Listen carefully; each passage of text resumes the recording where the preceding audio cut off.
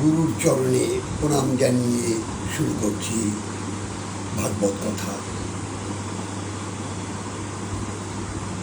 কৃষ্ণভক্ত উদ্ধব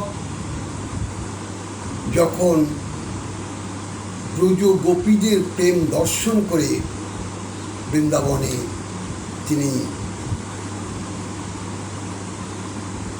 নিজেকে বুঝতে পেরেছেন যে না, এই গোপী প্রেমের কাছে আমার এই যে অহংকার একদম চুর চুর হয়ে গেছে। তাই উদ্ধব বৃন্দাবনে এই 7 দিন ব্রজ গোপীদের এই প্রেম দর্শন করে তিনি বিধিকে বলেছিলেন যে বিধি, যদি আমায় আবার জন্ম দিতে হয় তাহলে এই মানব কুলে আমায় জন্ম দিও না, বৃন্দাবনে বৃক্ষ তরুলতা কুলে আমায় জন্ম দিও। কারণ মানব কুলে জন্ম হলে আমার এই ষড়রিপু দশ ইন্দ্রিয় আমাকে কুড়ে কুড়ে খাবে। তাই আমায় বৃক্ষকুলে জন্ম দিও। তাহলে কি হবে বৃক্ষকুলে জন্ম পেলে? উদ্ধব বলছে যে রাখাল বালকরা না নবলক্ষ ধেনু নিয়ে আমার গোবিন্দ যখন গোষ্ঠে যাবে আর গোষ্ঠ থেকে যখন ফিরে আসবে ঠিক সন্ধ্যার পূর্বে ওই নবলক্ষ ধেনু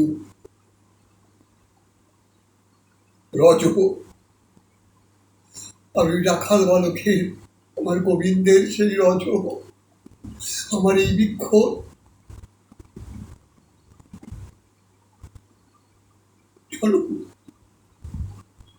অর্থাৎ ওই রজ যখন আমার অঙ্গে স্পর্শ হবে, অর্থাৎ বৃক্ষ বৃক্ষে যখন স্পর্শ হবে আর আমায় কর্ণটা দিও প্রভু, কারণ এই কর্ণে আমি দিবানিশি বৃন্দাবনের আকাশ বাতাস সমস্ত কৃষ্ণ নাম কোনো গানে পড়ে যাবে, আর আমি সেই কথা শ্রবণ করতে করতে আর ওই রাখাল বালক নবলক্ষ ধেনু আর ভগবান শ্রীকৃষ্ণের সেই রজ যখন আমার অঙ্গে লেপন হবে, ধন্য হবে আমার বৃক্ষ জনম, অর্থাৎ আমার এই জনম সফল হবে। তাই আমায় মানব কুলে জন্ম দিও না, আমায় মানব কুলে জন্ম দিও না, আমায় বৃক্ষকুলে জন্ম দিও। কি অপূর্ব প্রার্থনা তবে ভেবে রেখেছেন